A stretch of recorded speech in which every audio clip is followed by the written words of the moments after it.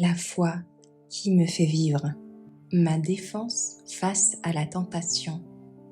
Le 2 janvier. La Bible, un guide parfait. J'ai caché ta parole dans mon cœur pour ne pas pécher contre toi. Psaume 119, verset 11.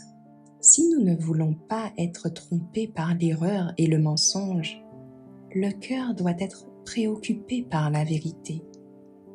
La parole de Dieu fournira à l'esprit les armes de la puissance divine pour vaincre l'ennemi.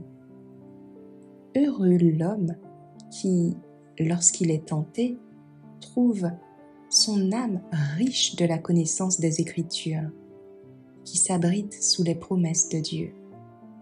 Ta parole, dit le psalmiste, je l'ai cachée dans mon cœur pour ne pas pécher contre toi. Cette parole doit toujours être dans nos cœurs et sur nos lèvres.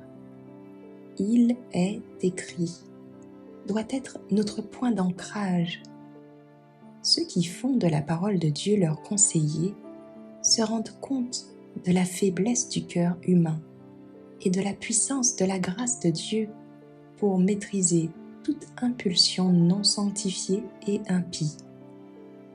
Leur cœur est toujours en prière et ils ont la garde des saints anges.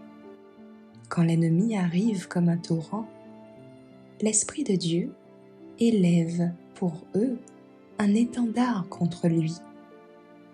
L'harmonie règne dans le cœur, car les influences précieuses et puissantes de la vérité s'y exercent. La parole de Dieu est un canal de communication avec le Dieu vivant. Celui qui se nourrit de la parole deviendra fécond en toute bonne œuvre. Il sera découvreur de richesses mines de vérité, qu'il devra travailler pour trouver le trésor caché.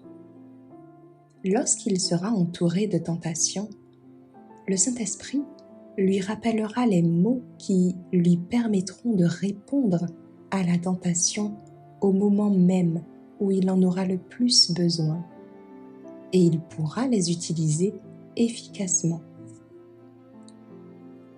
Nous devons mieux connaître nos Bibles. Nous pourrions fermer la porte à de nombreuses tentations si nous mémorisons des passages de l'Écriture. Couvrons le chemin des tentations de Satan avec « Il est écrit ». Nous rencontrons des conflits qui mettront notre foi et notre courage à l'épreuve, mais ils nous rendront forts si nous vainquons par la grâce que Jésus veut bien nous accorder.